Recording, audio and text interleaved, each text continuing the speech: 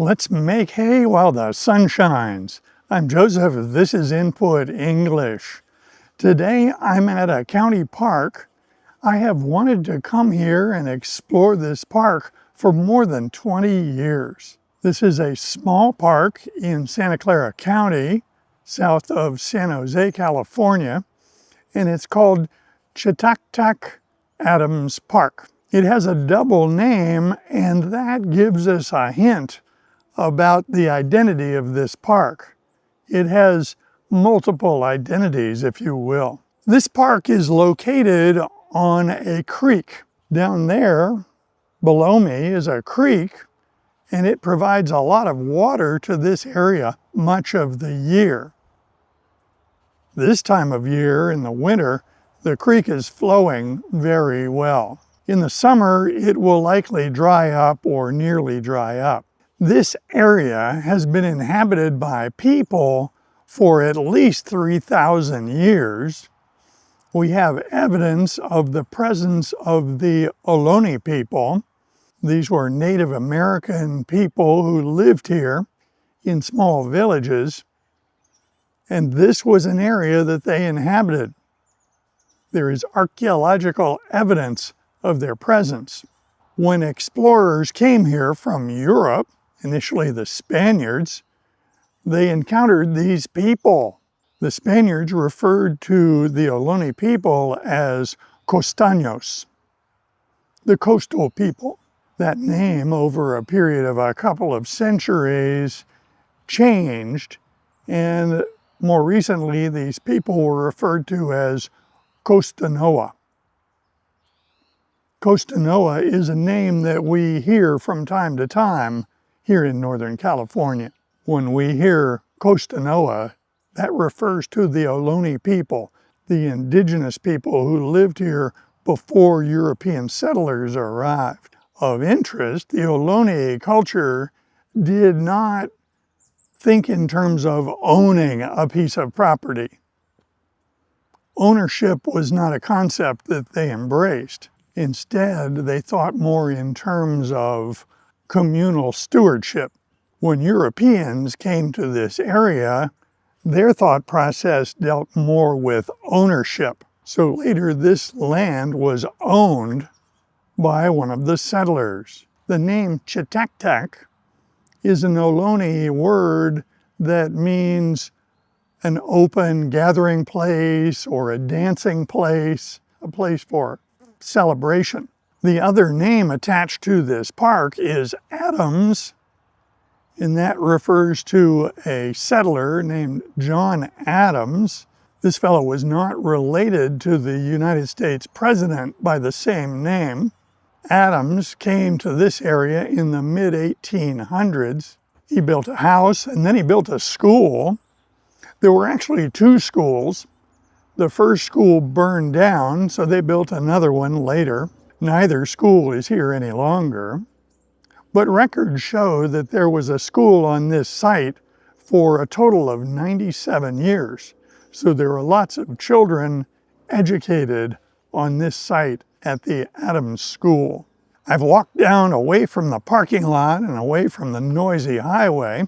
Here we have a small amphitheater, which would be suitable for people giving talks to visitors. To the right, there is a very large sandstone boulder that is covered with mosses. You could call these sandstone boulders rocks or boulders.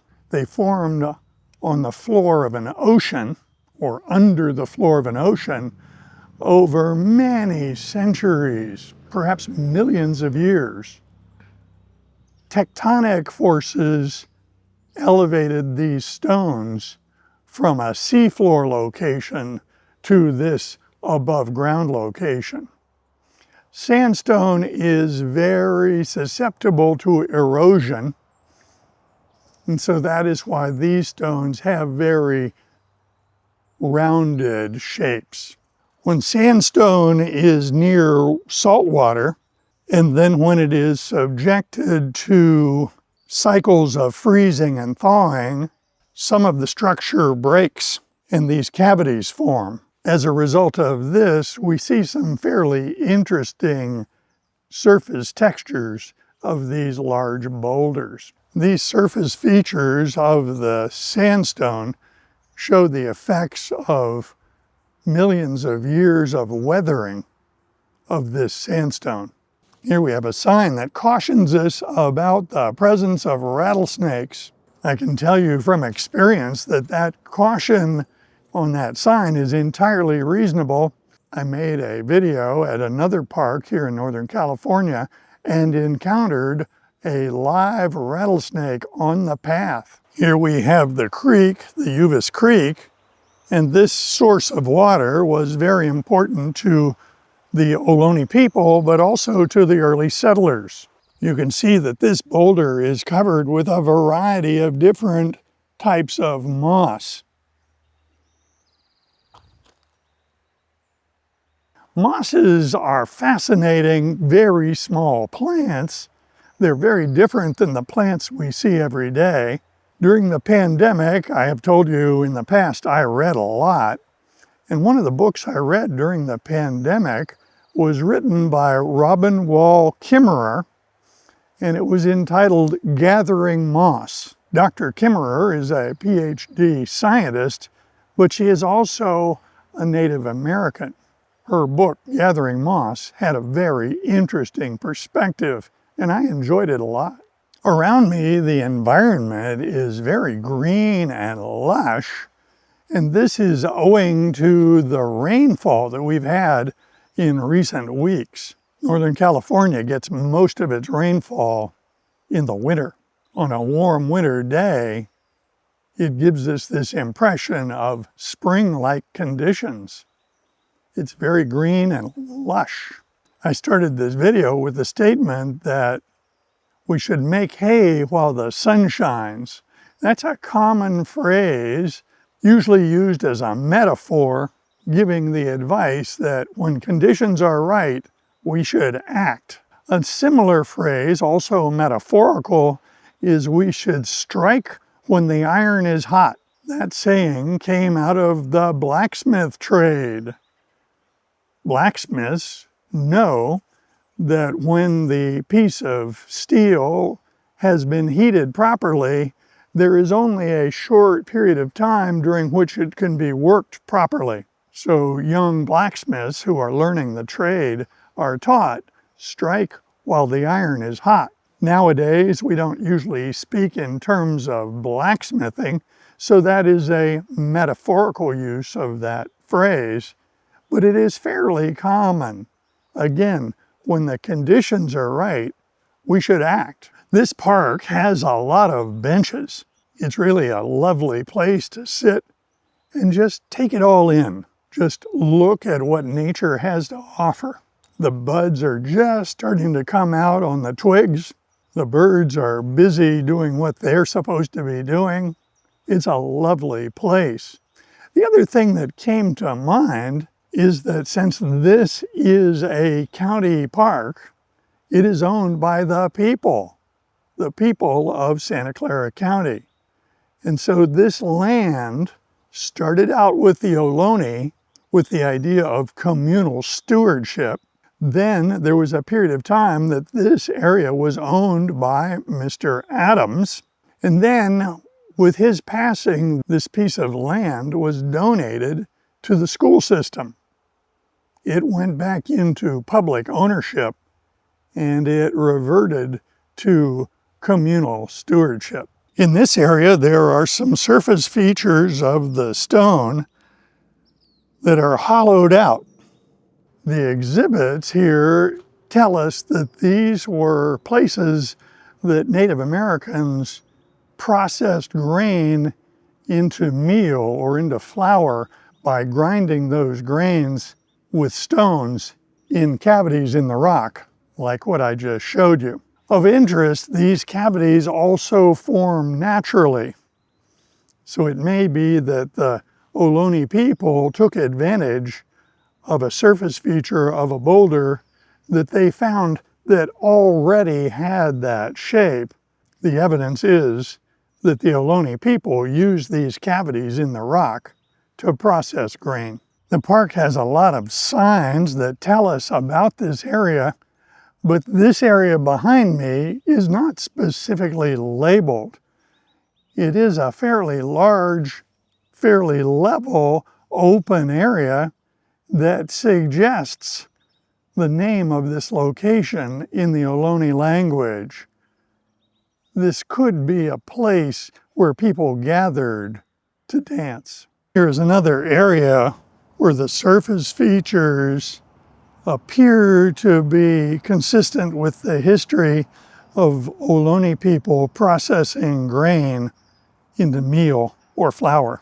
These regular grooves in the surface suggest the possibility that people chipped at the rock to make that pattern. There's no sign that explains that one way or the other. Near to this site was the location of the school, the Adams School. Behind me there is a large sandstone boulder. We have been told by the signs here that this boulder amounted to part of the children's playground. For 100 years, children were being educated here in the school, and we are told that they played on this large sandstone boulder. We are also told that they slid down the boulder because of its smooth surface. Now that's where I become skeptical, because sandstone is not very smooth. It's like sandpaper. It's an abrasive. And so I would estimate that if children were to slide on this rock, they would either get abrasions or ruin their clothing.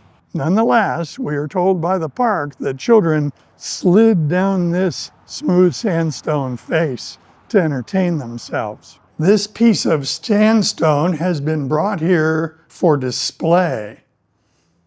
It is difficult to see the pattern because of the erosion that over time has made it fairly indistinct, but there is a circular pattern with a cup in the center and then concentric circles around it. Here's a replica of these petroglyphs. On the left, you see a fresh rendition of the pattern, and then on the right, you see what it would look like after years of erosion.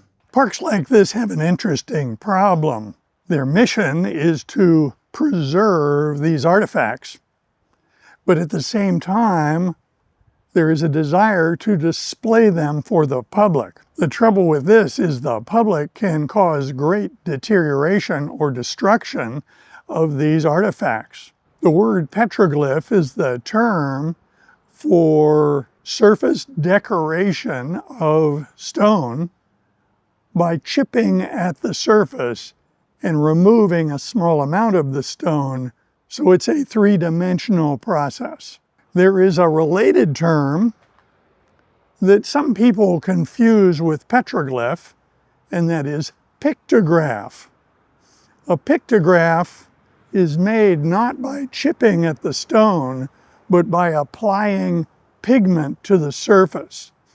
If you paint the surface of a stone, you create a pictograph, but if you chip away and make a pattern on the surface of a stone, you have made a petroglyph. When the public gets access to pictographs and petroglyphs, people have a tendency to want to touch them.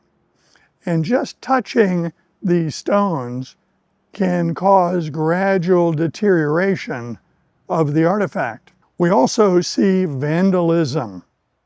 Even in this park, which is well maintained, there is evidence of people in the present day who have felt compelled to apply their initials to the surfaces of the stones. We call that vandalism. This is a delightful spring-like day in the winter in Northern California. I hope you enjoyed it. I invite comments below, and if you like videos like this, be sure to click on this one next. See you soon.